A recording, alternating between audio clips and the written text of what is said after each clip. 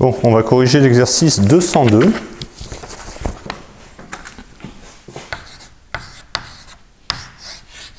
Sur les transformateurs triphasés. Donc transformateur triphasé en charge équilibrée et déséquilibrée. Donc pour constituer un transformateur triphasé, on utilise 3 transformateurs monophasés identiques. On a effectué un essai à vide sur l'un des transformateurs, on a obtenu le résultat suivant. Donc V1 égale 1500 volts, donc ça c'est la tension au primaire, tension efficace au primaire. V2,0, donc la tension secondaire à vide est égale à 225 volts, efficace, 50 Hz. Donc petit 1. On connaît le nombre N2 égale 90 spires au secondaire. Donc en fait on a notre, là c'est du monophasé, hein, donc on a notre circuit magnétique, on a notre primaire, notre enroulement primaire, notre enroulement secondaire, avec la tension donc V1 qu'on applique au primaire. Si on est à vide, donc on a une tension V2,0 à vide, et N2 ça va correspondre au nombre de spires au niveau du secondaire. On a une section de 94 cm².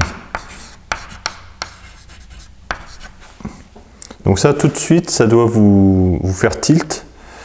Quand on parle des nombres de spires, et surtout quand on parle de la section, on n'a vu qu'une seule formule qui utilise la section. La section, ça va être combien on a de mètres carrés à ce niveau-là, hein, parce que c'est en 3D, hein, mettons que ce soit comme ça. Hop.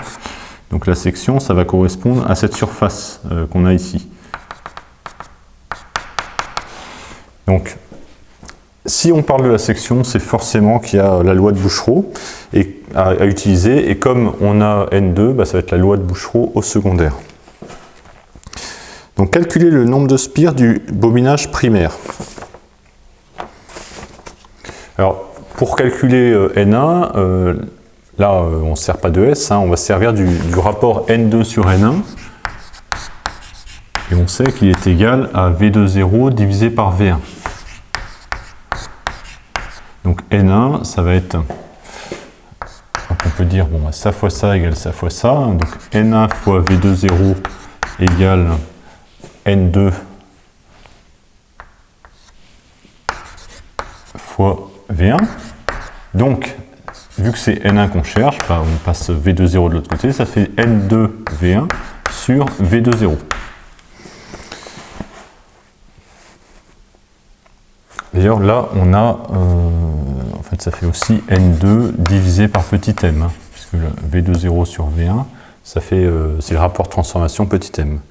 Donc, le rapport de transformation qui fait passer de 1500 à 225, c'est petit m égale 0,15. Donc, ça va donner 90 divisé par 0,15, ce qui nous donne un nombre de spires au primaire égal à 600 spires. Et c'est dans la question 1.2 qu'on va se servir de Bouchereau. Donc on savait que ça allait sans doute servir, cette formule. Mais là, c'est sûr qu'on va s'en servir dans cette question-là, puisqu'on demande l'induction maximale du circuit magnétique. Donc l'induction, ça va être...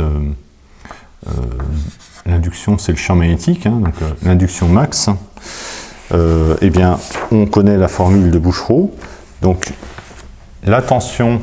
alors ça dépend si on le fait au primaire ou au secondaire, mettons qu'on le fasse au primaire. Maintenant qu'on connaît N1 et N2, on peut le faire, et V1 et V2, on peut le faire où on veut. Donc on va se dire au primaire, la tension V1, la tension efficace V1 qu'on a au primaire, elle est égale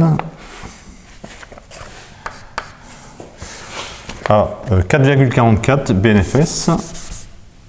Donc là, attention de mettre les bonnes valeurs, c'est B max que l'on va mettre, multiplié par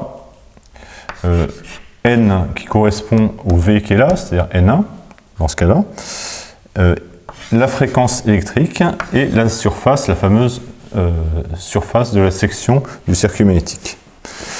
Donc application numérique, pour trouver B, alors d'abord avant l'application numérique, on va extraire le B c'est égal à V1 divisé par tout ça. Donc V1 divisé par 4,44 N1 FS. Donc on remplacera le V1 par 1500 volts le N1 par ce qu'on a trouvé ici, c'est-à-dire 600 spires, le F par la fréquence de 50 Hz, et S, la section, alors là il y a un petit piège, attention, c'est des centimètres carrés, il va falloir mettre le S en mètres carrés. Alors très simplement, on a les mètres, après, avant les centimètres, c'est des centièmes de mètre, donc on va avoir d'abord le décimètre, dixième de mètre, et ensuite le centimètre, le centième de mètre.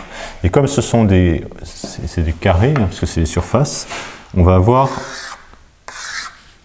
doubler les colonnes. Donc lorsque j'écris 94 cm², en réalité ça s'écrit comme ça, 94 cm². La virgule est ici.